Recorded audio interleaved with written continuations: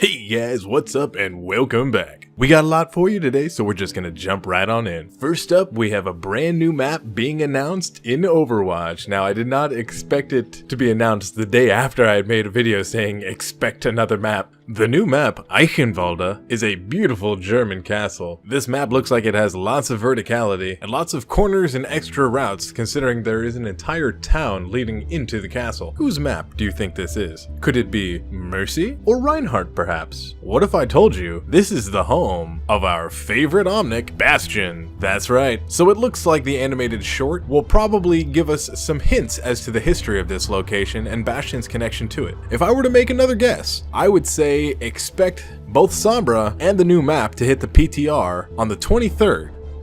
This map looks absolutely gorgeous, and I am really excited to dive on into this thing. In other Blizzard news, Heroes of the Storm will be having a StarCraft-themed event. The update, called Machines of War, will give us new maps, new skins, and new characters. One of the new characters we're getting is Legacy of the Void's Alarak, the leader of the Tal'Darim. He's a melee assassin with a short-range silence, a fast long-range attack, and his telekinetic ability can be used to push enemies around.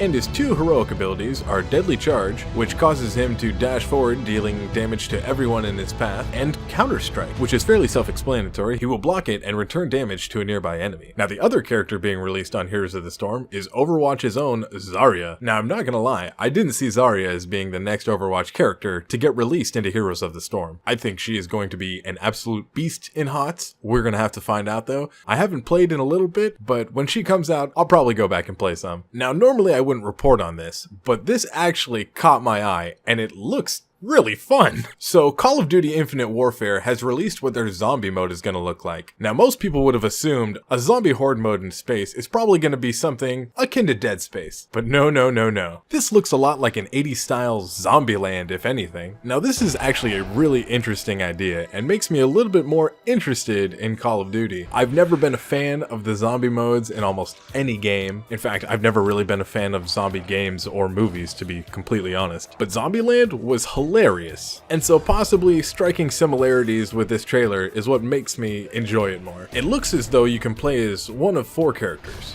There's Andre, Poindexter, Sally, and AJ, all in 80s stereotypical form to each character. Now, whether or not the actual gameplay of Call of Duty is good enough to warrant me checking out this mode, we'll have to see. Ah yes, and in lawsuits. Now granted, before I give you this story, I will preface that it is a semi-frivolous lawsuit, but nonetheless. A couple living in Metro Detroit is suing Pokemon Go, starting a class action lawsuit, stating the disturbances Pokemon Go has caused on private property is unacceptable, and that Niantic is profiting from spawning Pokemon on private property. The lawsuit also includes that private business owners should receive money from Niantic because Niantic is directly profiting on the property of their business. Now, this is an interesting lawsuit, and I'm sure the actual legal arguments are gonna have to be fairly nuanced. Whether or not this even makes it to a trial, we'll have to see. They're on some pretty shaky ground, but at the same time, I can kind of see that. It's one thing if you're in a restaurant and you're playing Candy Crush. Yes, Blizzard Activision is making money off of you while you're in another business. But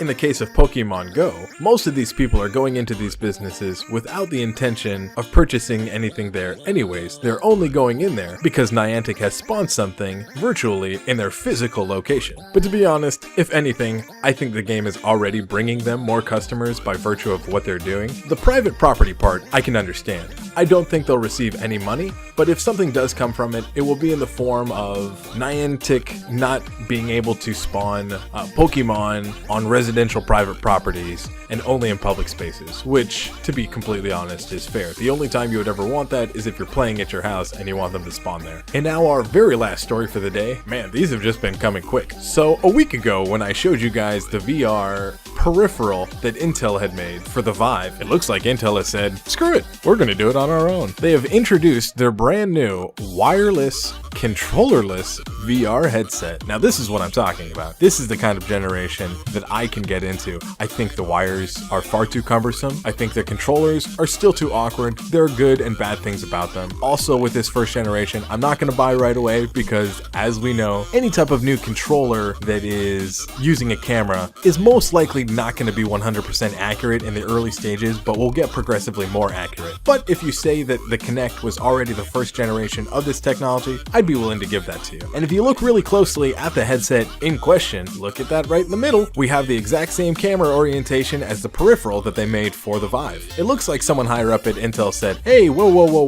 why are we developing this for them when we can just make it ourselves? Now this is really cool. This has got me really excited. I think the VR progress is going to start moving very quickly as soon as the technology is more accessible to the general public. If the first game consoles that were coming out had been $800, I don't think we would be at the place we are now. I think that getting the price down is absolutely essential. So that means the cost of manufacturing screens definitely has to come down. Higher resolution has to be more accessible. Higher frame rate has to be more accessible. All these technologies have to develop before VR is accessible to everyone. It is also very interesting to me that we'll be able to stream basically 4K resolution to a wireless headset. That is absolutely incredible. Does that mean in the future that our monitors can be wireless? Should they be wireless? Do we want more wireless signals going around? Are they going to start messing with each other? Are we going to worry about clogging up the band waves here? I don't know. I could go on and on and on about all this stuff, but I'll save you. So alright guys, that's going to do it for today. We had some good stories. I'm actually pretty pumped up about a lot of these. This is good stuff today. Let me know if you liked it down below, and if you did, give me a nice thumbs up. If there's anything you guys want to know, ask. I will definitely reply. And if you enjoy the content that I make,